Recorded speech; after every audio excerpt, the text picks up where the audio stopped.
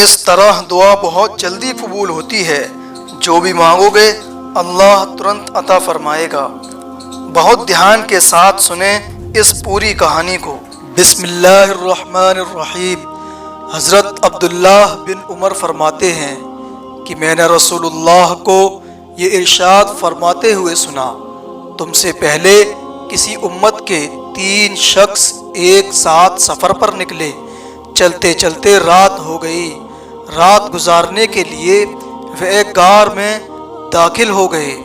اسی دوران پہاڑ سے ایک چٹان گری جس نے غار کے منہ کو بند کر دیا۔ یہ دیکھ کر انہوں نے کہا کہ چٹان سے نجات کی یہی صورت ہے کہ سب کے سب اپنے اعمال صالحہ کے ذریعے اللہ تعالیٰ سے دعا کریں۔ چنانچہ انہوں نے اپنے اپنے عمل کے واسطے سے دعائیں کیں۔ ان میں سے ایک نے کہا، یا اللہ، آپ جانتے ہیں کہ میرے ماں باپ بہت بوڑھے تھے، میں عمل و عیال اور غلاموں کو ان سے پہلے دودھ نہیں پلاتا تھا۔ ایک دن میں ایک چیز کی تلاش میں دور نکل گیا۔ جب واپس لوٹ کر آیا تو والدین سو چکے تھے، پھر بھی میں نے ان کے لیے شام کا دودھ دوہا اور اسے پیالے میں لے کر ان کی خدمت میں حاضر ہوا تو دیکھا کہ وہ اس وقت بھی سو رہے ہیں۔ میں نے ان کو جگانا پسند نہیں کیا اور ان سے پہلے عمل و عیال یا غلاموں کو دودھ پلانا بھی گوارا نہیں کیا۔ میں دودھ کا پیالہ ہاتھ میں لیے ان کے سرہانے کھڑا ان کے جاگنے کا انتظار کرتا رہا، یہاں تک کہ صبح ہو گئی اور وہ بیدار ہوئے تو میں نے انہیں دودھ دیا۔ اس وقت انہوں نے اپنے شام کے حصے کا دودھ پیا۔ اللہ تعالیٰ، اگر میں نے یہ کام صرف آپ کی خوشنودی کے لیے کیا تھا تو ہم اس چٹان کی وجہ سے جس مصیبت میں پھنس گئے ہیں اس سے ہمیں نجات عطا فرما دے۔ اس دعا کے نتیجے میں وہ چٹان تھوڑی سی کھسک گئی لیکن باہر نکلنا ممکن نہ ہوا۔ رسول اللہ ارشاد فرماتے ہیں کہ دوسرے شخص نے دعا کی، یا اللہ، میری ایک چچا جات بہن تھی جو مجھے سب سے زیادہ محبوب تھی۔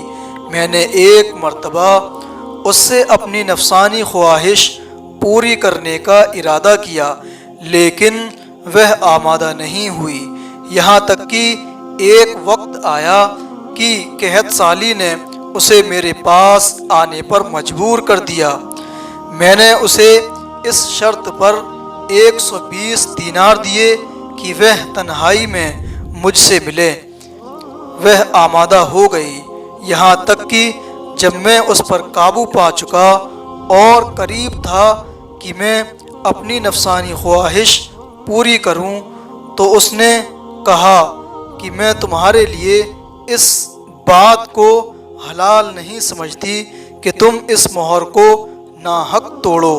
یہ سن کر میں اپنے برے ارادے سے باز آ گیا اور میں اس سے دور ہو گیا، حالانکہ مجھے اس سے بہت زیادہ محبت تھی اور میں نے وہ سونے کے دینار بھی چھوڑ دیے جو اسے دیے تھے۔ یا اللہ، میں نے یہ کام آپ کی رضا کے لیے کیا تھا تو ہماری اس مصیبت کو دور فرما دے۔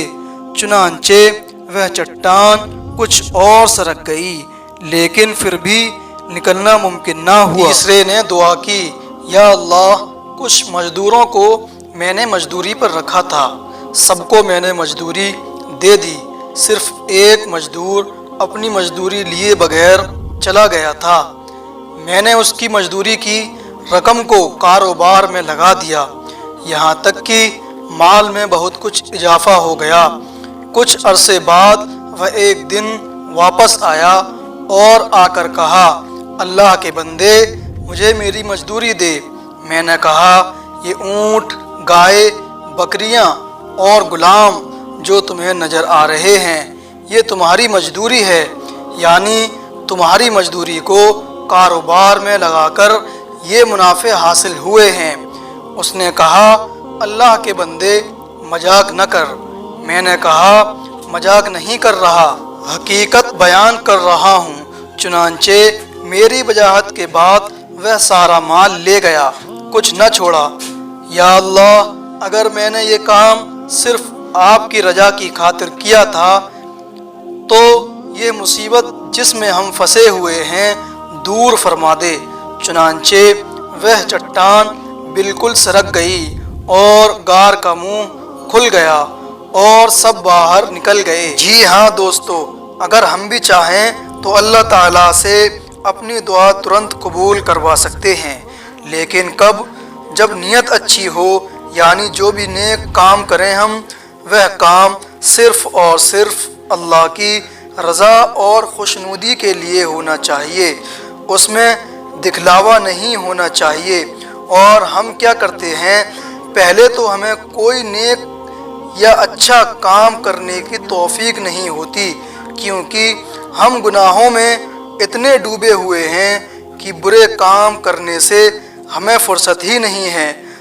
ہاں، لیکن اگر اللہ تعالی ہم کو توفیق دے بھی دیتا ہے اپنے فضل سے، تو پھر اس میں ہم ریاکاری اور دکھلاوا کرنے لگتے ہیں، تو کہاں ہماری دعائیں قبول ہوں گی۔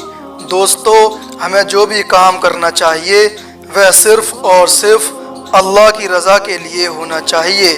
پھر ہم اللہ سے دعا کریں، پھر اللہ ہماری دعا قبول کرے گا، جیسے ان 3 لوگوں کی اللہ نے ترنت دعا قبول کی ان کے اعمال صالحہ کے ذریعے۔ آپ نے ماشاءاللہ دھیان کے ساتھ پورا اس واقعے کو سنا، لیکن ہم آپ سے یہ جاننا چاہتے ہیں کہ اس واقعے سے آپ کو کیا نصیحت ملی، ہمیں کمنٹ کر کے ضرور بتائیں۔ اگر آپ کو ہماری یہ ویڈیو اچھی لگی تو اس ویڈیو کو ثواب کی نیت سے اپنے دوستوں میں شیئر ضرور کریں۔